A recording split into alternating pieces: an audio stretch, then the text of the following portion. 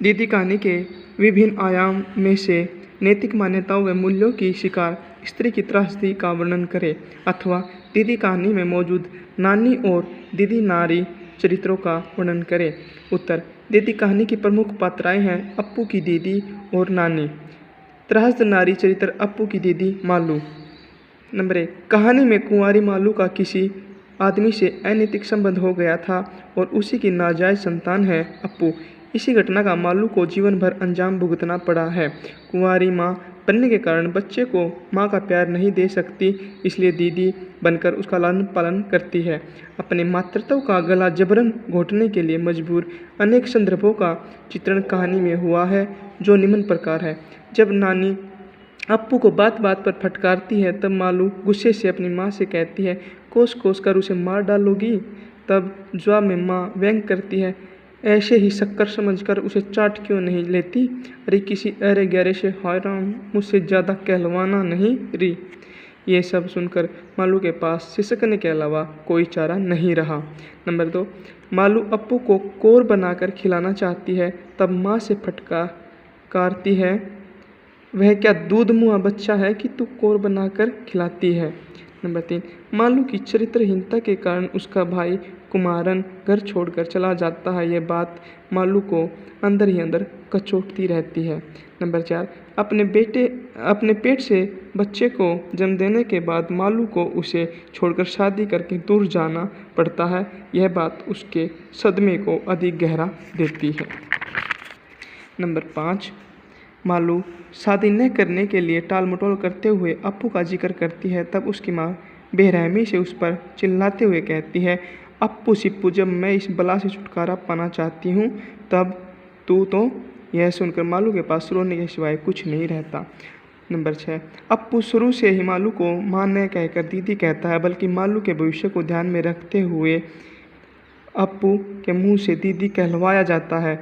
अब अप्पू दीदी कहने का आदी हो गया है। जब मालू की शादी तय हो जाती है तब एक दिन मालू अप्पू से टूटी आवाज़ में कहती है, बेटे मुझे एक दफ़े माँ कहकर पुकार। अप्पू तो दीदी कहने का आदी हो चुका है, इसलिए माँ कहने से हिचकिचाता है। अपने ही बेटे के मुँह से माँ शब्द न सुनकर मालू की अंतर्वेदना बढ़ जाती है। इस तरह कहानी में एक असहाय लड़की की प्रसरित जिंदगी पूरी आर्द्रता के साथ रेखांकित हुई है। समाज और परिवार के सामने वह अपराधिनी है, क्योंकि कुंवारी माँ बनकर उसने समाज के नैतिक मूल्यों का उल्लंघन किया था। इस तरह कहानीकार ने पूरी संवेदना के साथ एक कुंवारी माँ की पीड़ा और छटपटाहट को उकेरा है। दूसरी पात्र है कहानी की पात्रा अप्पू की नानी यानी मालू की माँ।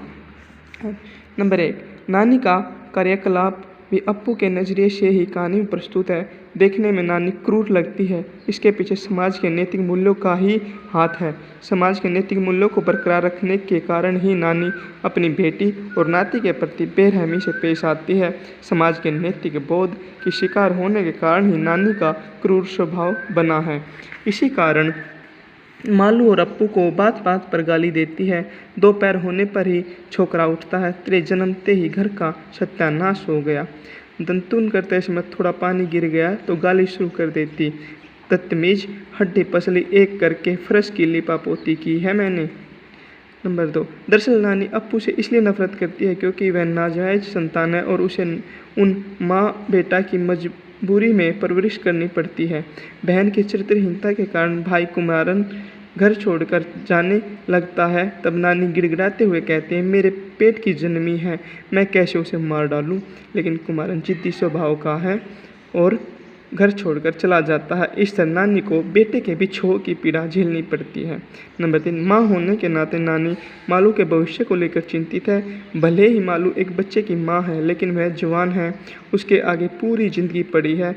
बच्चे की परवरिश करते करते क्या वह आगे की ज़िंदगी गुजार सकेगी? क्या उसे एक आदमी की ज़रूरत और सहारा नहीं चाहिए? इसलिए बेटी की शादी के लिए वह शंकर नायर दलाल की मदद से एक आदमी को ढूंढ लेती है, लेकिन शर्त यही है कि मालू को एक बेटा है, यह बात उस आदमी को पता न चले। नंबर 4। शादी की बात जानकर मालू अप्पू का जिक्र करती है तब नानी समझाती है कि उसकी चिंता मत कर, उसकी बात सोचकर मन मारने की ज़रूरत नहीं है। इधर उधर की बातें सोचने से कहीं पहुंच न सकेंगे। मालू घुमा फिरा कर अप्पू की फिर बात उठाती है, तब नानी बरस पड़ती है। जब मैं इस बला से छुटकारा पाना चाहती हूँ तब तो तू। नंबर 5, जब मालू धोखे से शादी करने की बात को उठाती है तब नानी कड़े स्वर में कहती है कि यह सब सोचने की ज़रूरत नहीं, अगर यह मौका भी हाथ से निकल गया तो ज़िंदगी भर पछताना पड़ेगा।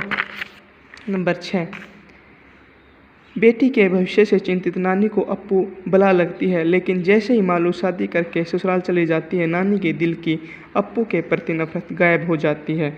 नानी पूरी जिम्मेदारी के साथ अप्पू की परवरिश करने लगती है।